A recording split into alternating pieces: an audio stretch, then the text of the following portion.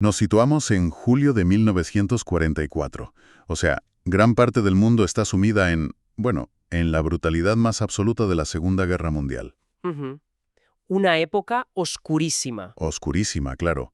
Las tropas aliadas acaban de desembarcar en Normandía hace nada, las ciudades europeas están literalmente en ruinas y la humanidad entera asiste a unos niveles de destrucción que nunca antes se habían visto. Exacto. Y justo en ese momento histórico, en ese pico de máxima oscuridad y división, el domingo 9 de julio de 1944, para ser exactos, pues surge un texto que plantea algo fascinante. Plantea que toda la especie humana, desde los monarcas hasta los parias más absolutos, sufre exactamente de la misma deficiencia crónica. Sí, Así que hoy, en nuestra inmersión a fondo, vamos a desgranar un documento histórico y espiritual que lleva por título Cátedra del Verbo Divino. eso es. Y nuestra misión hoy es analizar de una forma puramente objetiva la arquitectura, tanto filosófica como psicológica, de sus primeros 5 párrafos, unos párrafos que se titulan Bienvenida a la mesa espiritual, llamado a los humildes. Ujú. Vamos a diseccionar su visión sobre la creación, cómo conceptualiza la comunicación de lo divino y, lo que para mí resulta verdaderamente paradójico, su deconstrucción sumamente aguda de lo que es la naturaleza humana. A ver, creo que antes de adentrarnos de lleno en esta arquitectura conceptual, es fundamental hacer una aclaración para quienes nos escuchan hoy. ¿Claro? ¿Dila? El propósito de este análisis profundo no es, en ningún caso, validar, respaldar ni refutar las creencias religiosas que expone esta fuente original. O sea, no estamos tomando partido. Exacto. No es el objetivo. Lo que de verdad nos interesa aquí es abordar el documento como un artefacto histórico y literario fascinante. Vamos a diseccionar su filosofía, su estructura argumental y sus metáforas como un ejercicio de comprensión lectora profunda. Sí. Manteniendo siempre, claro está, una postura estrictamente analítica e imparcial ante los textos, porque tienen una riqueza psicológica increíble. Y esa es la clave del análisis de hoy, porque el documento, fíjate, juega constantemente con las expectativas del que lo lee. Al principio parece una bendición tradicional de toda la vida, pero enseguida esconde un giro narrativo brutal sobre la vanidad humana y redefine por completo qué significa ser pobre. Totalmente. Te rompe los esquemas. O sea, arranca con una apertura que podría parecer, pues, una fórmula muy clásica. Empieza diciendo «Gloria a Dios en las alturas y paz en la tierra a los hombres de buena voluntad». Muy tradicional, sí. Hasta ahí estamos en un terreno retórico súper predecible, ¿no? Pero, y aquí viene lo interesante, inmediatamente describe una imagen muy visual. Habla de cómo el Espíritu Divino desciende desde la escala de perfección hasta la escala de Jacob y sitúa este evento cósmico en lo que el texto llama un alba de gracia. Exacto. Nos presenta una congregación reunida, y cito, en verdad y en espíritu. Y aquí es donde la mecánica del texto me llama muchísimo la atención. A ver. El maestro dice que recibe en sus brazos a los presentes, y luego añade, por vosotros recibo a los ausentes. O sea, básicamente está diciendo que, a través de los que están ahí congregados, perdona y bendice al universo entero. Ujú. A ver, analicemos esto, porque parece proponer una especie de, no sé cómo llamarlo, como un perdón por poderes, ¿no? Como si los presentes actuaran de servidor proxy cósmico para el resto de la humanidad. Es una metáfora logística muy, muy compleja. Si conectamos esto con el panorama general de la teología de la época, vemos que la escala de Jacob tradicionalmente siempre ha funcionado como ese puente arquetípico entre lo inalcanzable y lo terrenal, ¿verdad? Claro, el puente clásico. Pero lo que realmente subvierte las reglas aquí es la descentralización de la salvación. En muchísimas tradiciones la gracia o la bendición funciona bajo una lógica que es puramente individualista, o sea, transaccional. Yo voy, yo rezo, yo me salvo. Exacto. El individuo acude, cumple con su rito personal y recibe su recompensa. Pero este documento rompe esa cadena de suministro espiritual por completo. Transforma a la congregación en una especie de infraestructura, como decías tú, un proxy o una antena retransmisora. Ya, pero espera.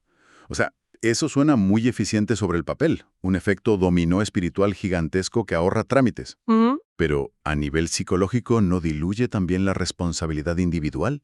Es decir, si unos pocos asumen el rol de conducto para el universo entero, la dinámica del grupo cambia por completo, ya no son meros espectadores, se les otorga una carga monumental, ¿no? Ahí está el quid de la cuestión, justo ahí. No diluye la responsabilidad en absoluto. De hecho, la amplifica de forma exponencial. Al condicionar todo el mensaje a que estén reunidos, como dice el texto, en verdad y en espíritu, les exige que su presencia sea 100% genuina para que el circuito funcione. O sea, si tú fallas, el universo se queda sin cobertura, por así decirlo. Eso es. Es una salvación que es inherentemente colectiva. Y fíjate en un detalle precioso que refuerza esta idea de red interconectada y de cuidado mutuo. Dime. Justo después, el texto menciona el gozo de esta multitud por haber mostrado antes su amor a la madre, a quien el maestro dejó, y cito textualmente, en representación como la Madre Universal. Ojo, ese es un matiz importantísimo. Sí, lo es. Porque normalmente la estructura teológica occidental, la que todos conocemos, se centra en una trinidad que es puramente masculina. Padre, Hijo y Espíritu Santo. No hay figuras femeninas en la estructura de poder directa. Efectivamente. Por eso la inclusión de esta Madre Universal no es un mero adorno poético sin más. Responde a una necesidad estructural del argumento que el autor está construyendo. Claro, para cuadrar la metáfora. Exacto. Si estás proponiendo una red de cuidado colectivo y expansivo, donde unos interceden por otros a una escala cósmica, pues el arquetipo de la figura materna encaja a la perfección. Aporta una dimensión de nutrición, de amparo incondicional, que complementa y equilibra esa autoridad patriarcal tradicional. Vale, entonces tenemos esta premisa de partida. Un grupo que está actuando como conducto cósmico para perdonar a toda la humanidad, respaldados por una figura materna universal. Y claro, la pregunta lógica causal que surge al leer esto es, vale, una vez que este perdón expansivo alcanza todo el género humano, ¿cuál es el siguiente paso? ¿Hacia dónde vamos ahora? Al escenario principal del texto. Exacto. El texto resuelve esta incógnita abriendo las puertas de lo que llama la mesa espiritual. Da la bienvenida explícita a todo el género humano, a una mesa que dice estar preparada desde la eternidad. Sí, sí. Lo fascinante aquí es cómo hace una reconfiguración total de la economía del poder.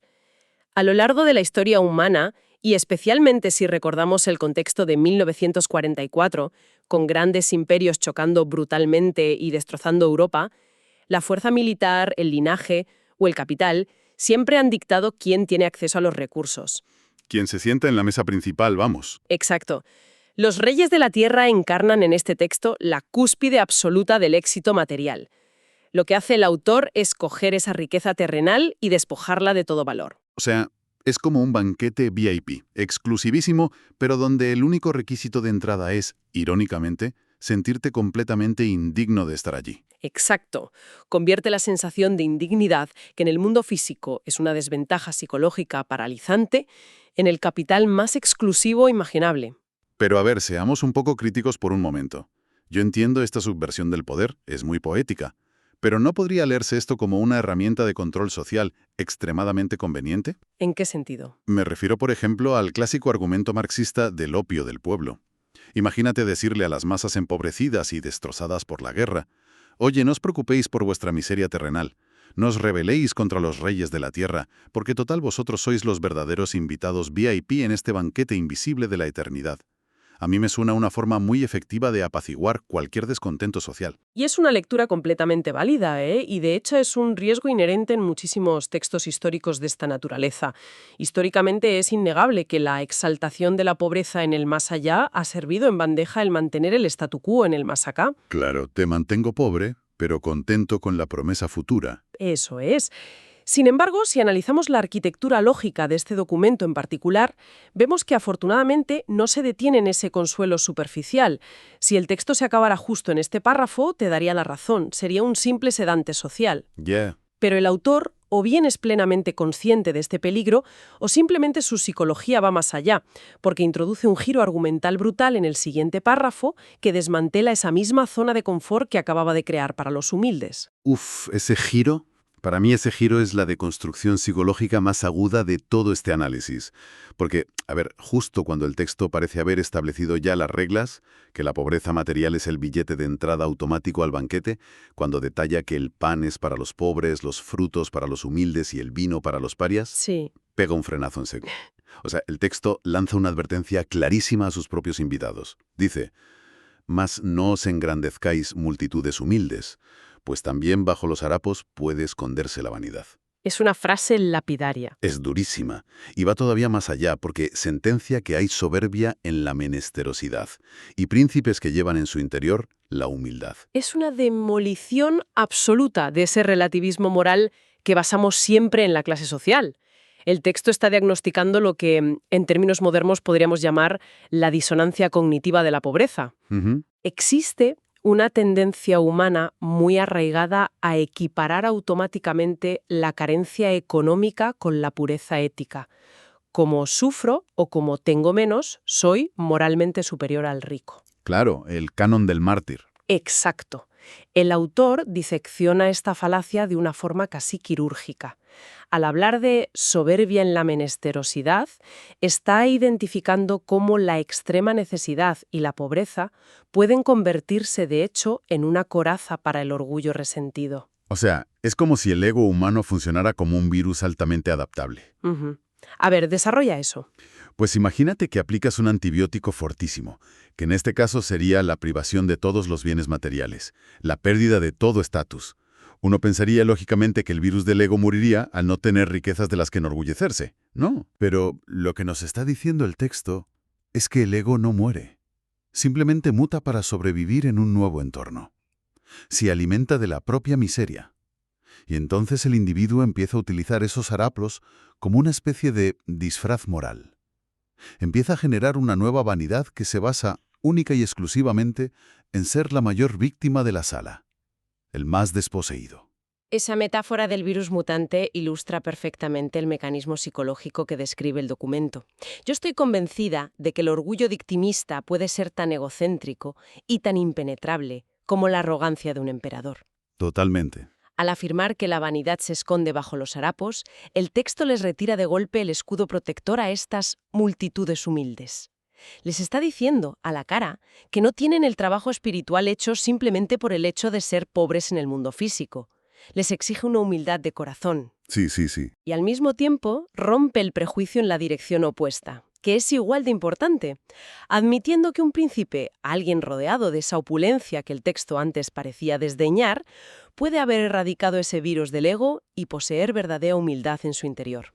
Es que es un nivel de autoescrutinio muy exigente para el lector de 1944. Y si traemos esta psicología a nuestro contexto moderno, la verdad es que resulta asombrosamente actual. Mucho. Pensemos en las dinámicas que vemos hoy en día, especialmente en el entorno digital, en las redes sociales.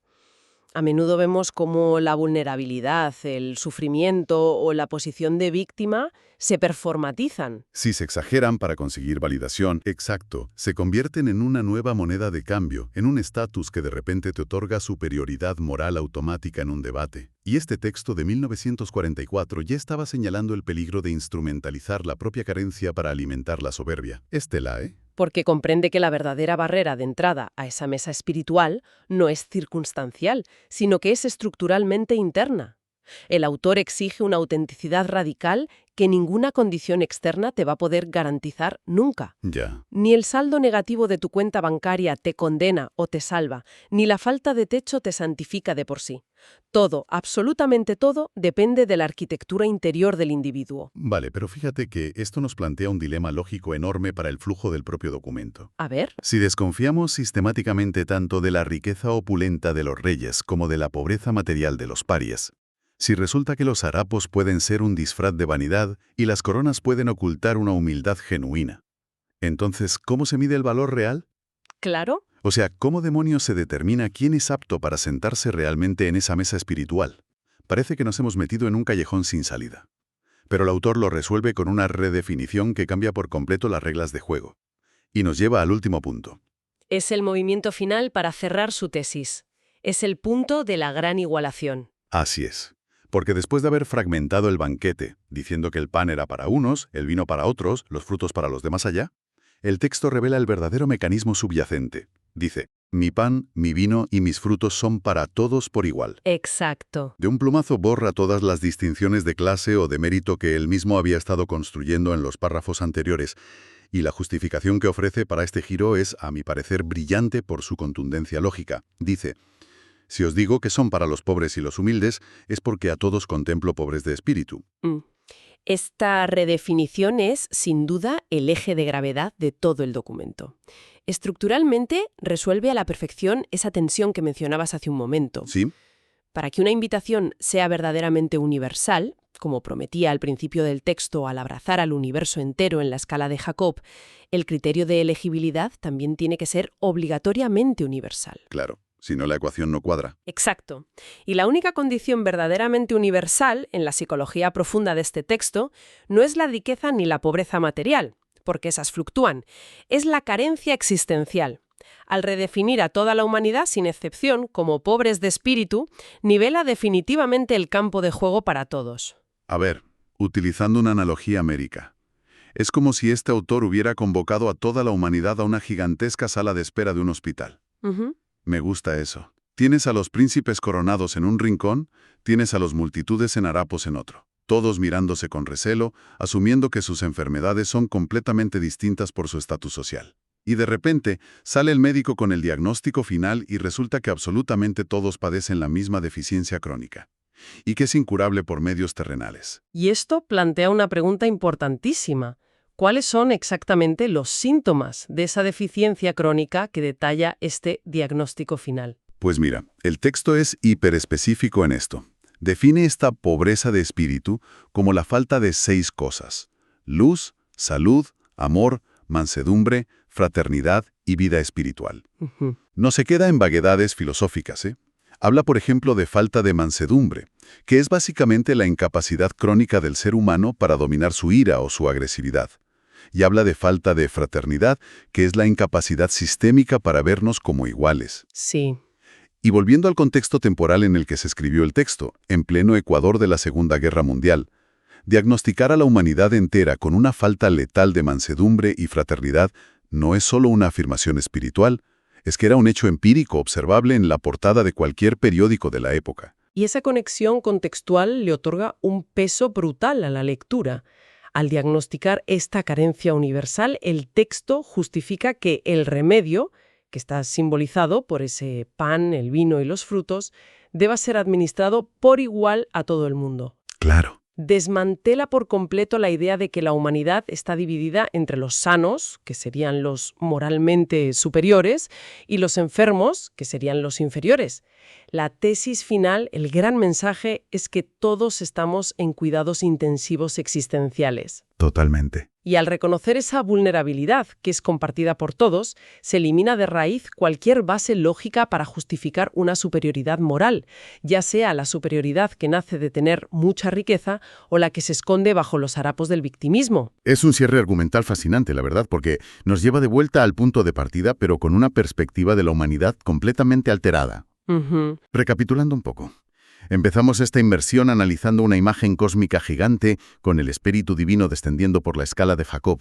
Parecía que íbamos a lidiar con un documento etéreo, súper abstracto y lejano. Sí, sí. Sin embargo, vimos cómo la lógica del texto convertía a las personas físicas de esa congregación en conductos activos para un perdón a escala universal, rompiendo ese individualismo clásico mediante una red interconectada. Una red que además integraba de forma muy inteligente figuras de cuidado y nutrición colectiva, como aquella mención tan curiosa a la Madre Universal. Exacto. Luego abordamos el aparente consuelo de la mesa espiritual, donde la moneda de cambio se invertía y el sentirse indigno era el mayor de los valores para entrar. Pero inmediatamente tuvimos que enfrentarnos a la deconstrucción de ese especismo, ¿no? A la revelación de que el ego es un virus capaz de mutar y generar soberbia pura a partir de la extrema necesidad. Vimos cómo el texto desenmascaraba sin tapujos el disfraz moral del victimismo. Fue un momento clave, sí. Y finalmente, aterrizamos en este gran diagnóstico médico-filosófico, una redefinición de la pobreza que trasciende la economía y se asienta en la falta constitutiva de virtudes como la fraternidad. Al final, es un viaje conceptual que demuestra por qué sumergirse en fuentes históricas primarias es un ejercicio intelectual tan valioso. Nos obliga a confrontar arquitecturas de pensamiento que desafían nuestras categorizaciones rápidas de quién es virtuoso y quién no lo es. Y sobre todo, creo que es un documento que nos interpela directamente sobre los mecanismos que seguimos utilizando hoy en día para medir el valor humano. Exacto. Al diseccionar este texto de 1944, no solo hemos explorado la filosofía de esa época, sino que hemos tocado resortes de la psicología humana que, seamos sinceros, siguen operando con idéntica fuerza en nuestra sociedad actual. Y tanto. Y creo que este diagnóstico universal que plantea el autor nos proporciona el anclaje perfecto para dejar a la audiencia con una reflexión final, algo que invite a seguir tirándole a este hilo mucho después de que terminemos este análisis. Adelante con ello. Pues mira, si asumimos, tal y como propone la implacable lógica de este documento, que detrás de todas nuestras fachadas, ya sean fachadas de un éxito deslumbrante o de un victimismo performativo para dar pena, todos compartimos exactamente el mismo vacío fundacional.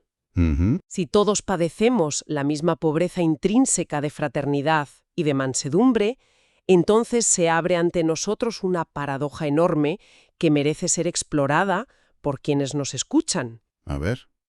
Es precisamente esa carencia universal la que nos empuja a competir brutalmente, a juzgarnos y a mantenernos en un estado de conflicto y división constante. ¿O resulta que aceptar radicalmente esa enfermedad compartida, es decir, asumir que todos estamos sentados en la misma sala de espera con el mismo pronóstico grave, es irónicamente el único punto de partida realista para construir esa paz en la tierra que el texto reclamaba desde su primera línea? Qué buena pregunta. Es una contradicción enorme, pero nos desafía a encontrar el vínculo más profundo de la humanidad no en nuestras aparentes fortalezas, sino en la aceptación transparente de nuestra pobreza compartida.